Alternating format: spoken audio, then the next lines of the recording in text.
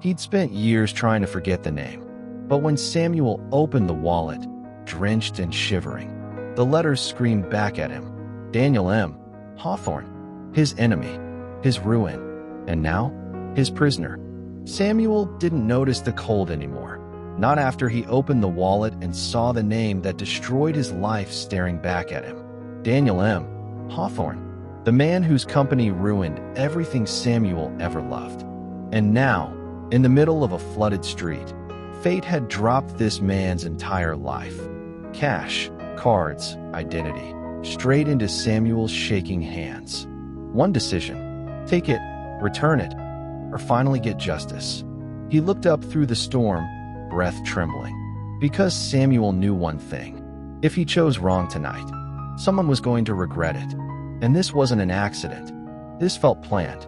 The only question was, by who?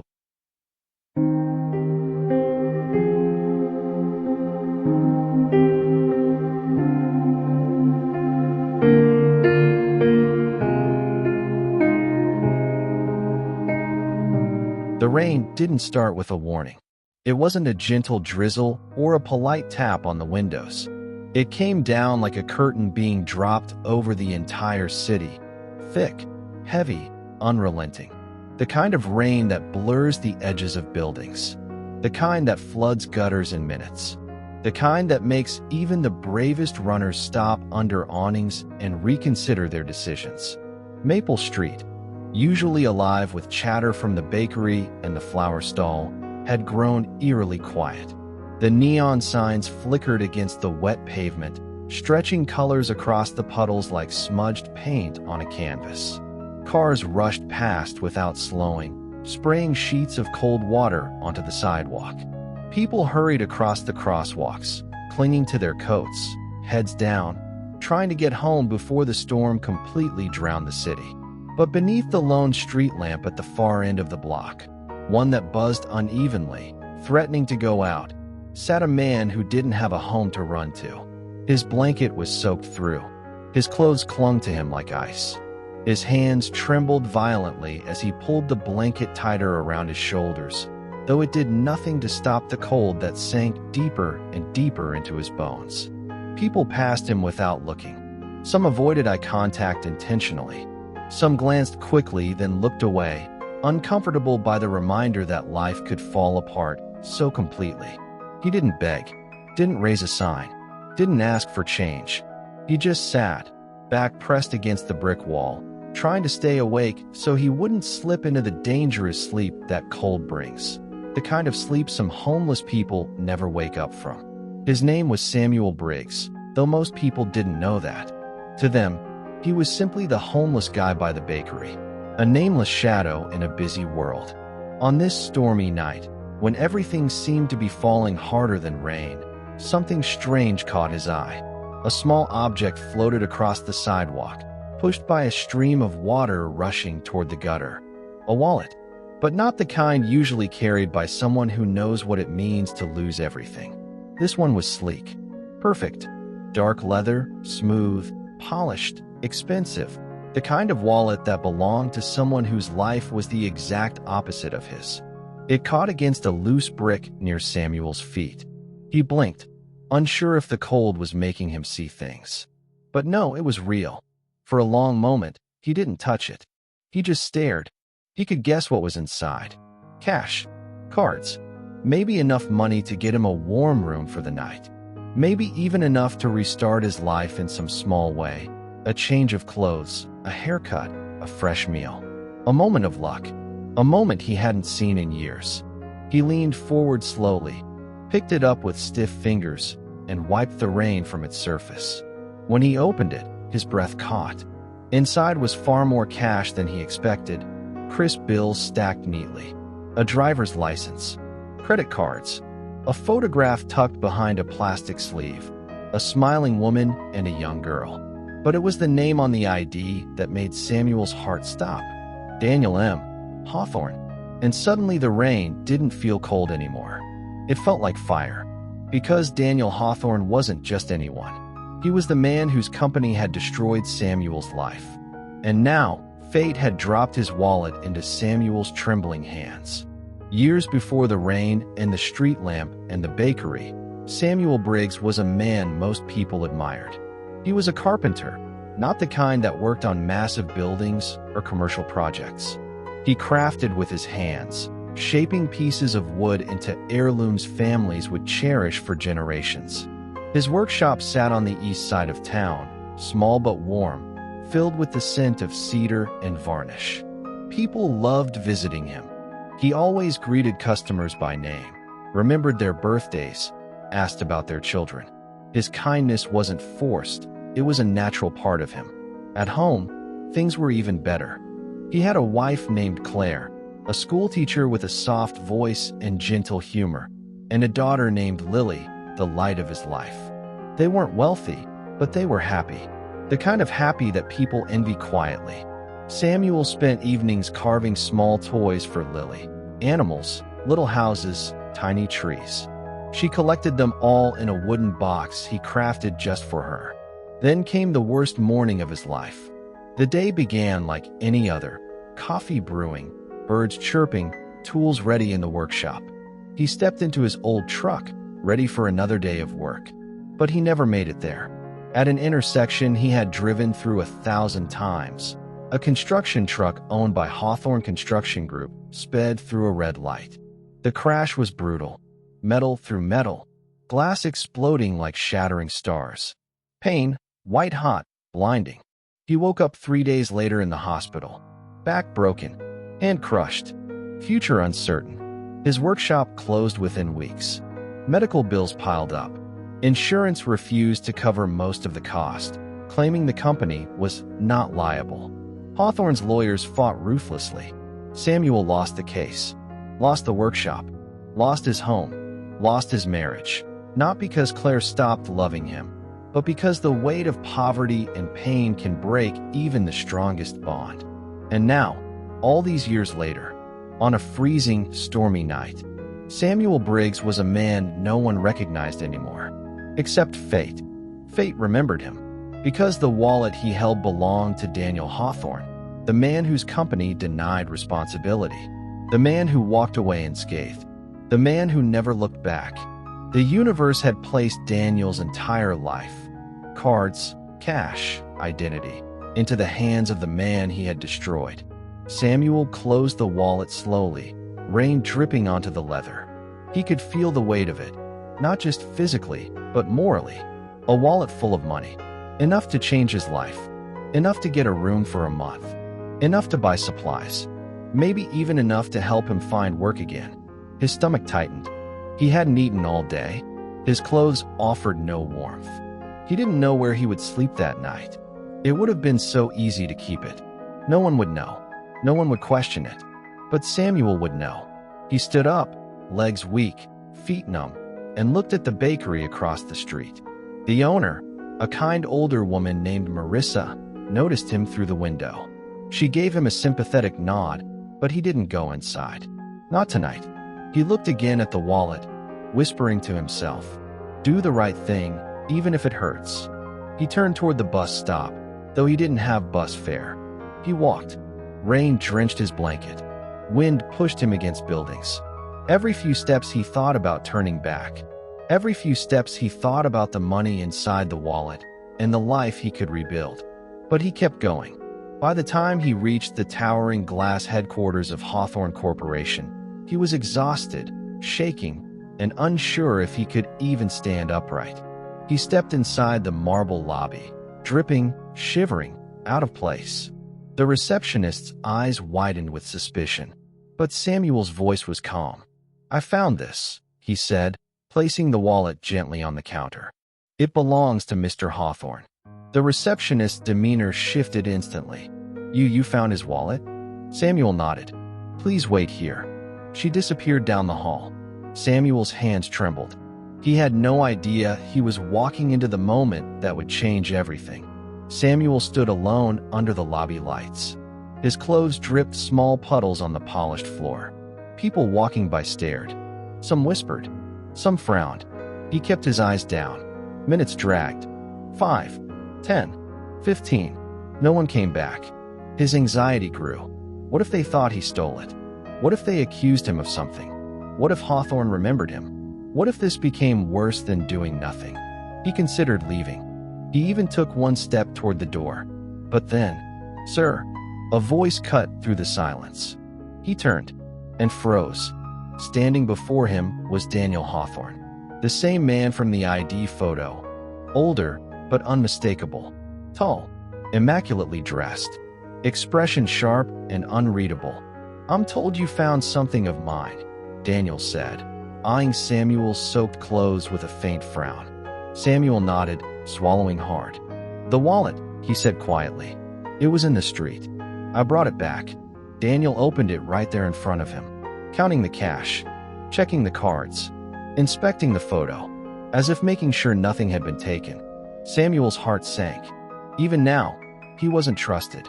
Daniel closed the wallet, narrowed his eyes, and asked, "Why? Why bring it here?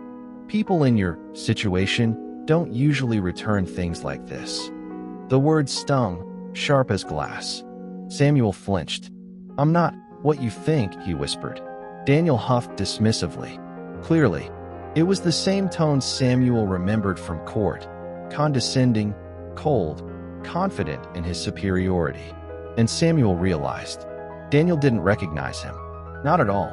To Daniel, he was just another homeless man. Invisible, voiceless, forgotten. Again, then something happened that neither of them expected. When Daniel opened the wallet again, the small family photo slipped out. It fluttered to the floor like a falling leaf. Samuel instinctively bent down, knees cracking, fingers stiff from cold. He picked it up carefully, brushing off a few droplets of water. He stared at the picture. A woman with soft eyes and a knowing smile. And a little girl, maybe 7 or 8, with bright blonde hair and an expression full of life. There was something about the girl, a softness, a sadness hidden behind her smile. "She's your daughter?" Samuel asked quietly, offering the photo back with both hands. Daniel hesitated. The coldness in his expression flickered, just barely. "Yes," he said finally. "Emily." Samuel's voice softened. "She has kind eyes." For the first time, Daniel's expression changed. "She does," he whispered. Then he surprised Samuel by sitting down on one of the lobby chairs, something CEOs rarely do in front of strangers. "She," he struggled for a moment, swallowed, forced the word out. "Has cancer." Samuel blinked. Daniel continued, voice cracking. She's been fighting it for 2 years. Chemotherapy, multiple surgeries. She used to run everywhere she went. Now she can barely walk across the room." Samuel felt something tighten inside his chest. This man, who once seemed untouchable, looked small now. Human, broken in a way Samuel recognized deeply. His voice came out soft. "I'm sorry. Truly." Daniel wiped his eyes quickly, as if embarrassed to show vulnerability. "It's been hell," he murmured. "And this wallet." He looked at it again. "It has the only photo she took before she lost her hair." Samuel nodded slowly, understanding more than Daniel could ever know. Silence hung between them. Then Daniel said something unexpected. "I've seen you before." Samuel's heart stuttered. His breath caught. What do you mean?" Daniel stood, pacing slowly. "You look familiar. I don't know from where, but I don't forget faces." Samuel's throat tightened. Did he remember? Did he know? Should Samuel say something? Should he stay silent? But before he could decide, Daniel stopped pacing, turned fully toward him, and stared deeply. The recognition was coming. Slow but inevitable. Samuel braced for it. When Daniel finally spoke, his voice was softer than Samuel had ever heard. You weren't always homeless, were you?" The question hit like a stone. Samuel shook his head slowly. "No, I wasn't." Daniel stepped closer, studying his features. "You used to have a shop," he said quietly. "On the east side. A workshop." Samuel froze. His heart felt like it was trying to escape his chest. Daniel continued, his voice trembling. "You made wooden toys. Beautiful ones. My daughter had one of your carved birds. She loved that thing." Samuel's mouth parted, but no sound came out. He remembered carving that bird. The smooth wings, The curved beak, the painted feathers. Daniel swallowed hard. The accident. His voice cracked. 11 years ago. Pine Road. The truck. Samuel closed his eyes. Memories stabbed through him. Metal crushing metal. Pain exploding in his spine. Lawyers, courtrooms, the foreclosure notice, the tears on Claire's face. Yes, Samuel whispered. That was me. Daniel sank into the nearest chair as if the truth physically knocked him down. Oh my God, he breathed. I hurt you. I hurt your family. Samuel shook his head weakly. You didn't help me, he said, voice barely audible. But life is complicated. People make choices to protect themselves. Daniel's hands trembled violently as he gripped the wallet. No, I let my lawyers handle it. They told me to settle quietly. They told me you were exaggerating. They told me you'd be fine. He laughed bitterly, and I believed them. I didn't look into it myself. A long pause. You lost everything because of me. Samuel didn't speak. He didn't need to. Daniel stood suddenly, wiping his eyes with the back of his hand. No more excuses. No more running. I won't let your life stay like this. He marched to the front desk, requested documents, signed papers rapidly, then returned to Samuel with an envelope in hand. Inside was a job offer, a temporary apartment lease fully paid for 6 months, a prepaid health insurance card, a small advance to help him get started, a personal letter apologizing for everything. Samuel stared at the papers in disbelief, unable to breathe, unable to speak. I can't accept this, he whispered. You can, Daniel replied. Because I should have helped you 11 years ago. Samuel's eyes burned. And because, Daniel added, voice breaking, you just returned the only photo of my daughter that gives me strength to keep going. You saved something precious to me after I stole something precious from you. Samuel's lips trembled. He lowered his head, and after a long, aching moment, he accepted the envelope. In that moment, in the middle of a cold lobby, soaked to the bone, shaking with exhaustion, Samuel realized something profound. Kindness isn't a transaction. It isn't about getting something back. It isn't about being rewarded. Sometimes kindness is simply a bridge between the broken pieces of two lives, a bridge between past wounds and future healing, a bridge between what once was and what could be again. And sometimes, that bridge changes everything. The following weeks unfolded like a sunrise Samuel never believed he would see again. He moved into the small apartment Daniel arranged. Nothing fancy, but warm, clean, and safe. His first night in a real bed after years on the streets brought tears he wasn't ashamed to cry. He began working again, slowly at first.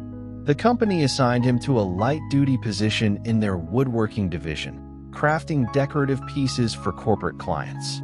His hands remembered the craft, the feel of wood grain under fingertips, the beauty of shaping something from nothing.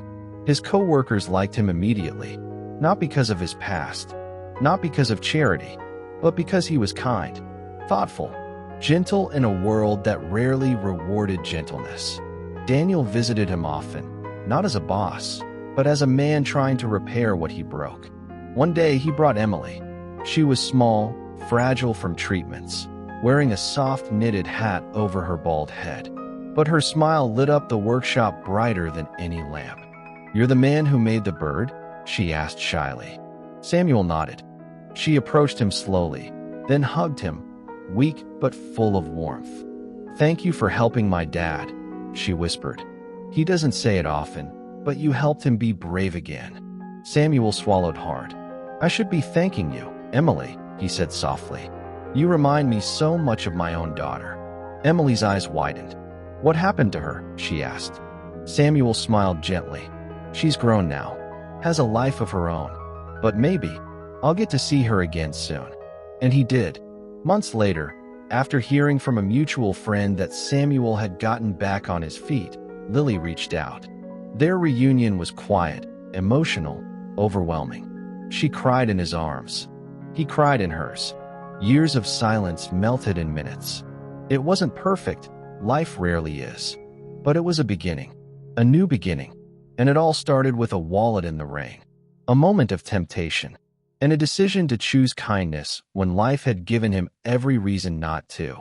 Before you go, I want to ask you something. Do you believe that one small act of kindness, even when the world has been cruel to you, can change someone's entire life? Tell me your thoughts in the comments. I read every single one. And if you want more powerful, emotional stories about kindness, forgiveness, and the quiet moments that change everything, subscribe, because the next story might be the one your heart needs to hear.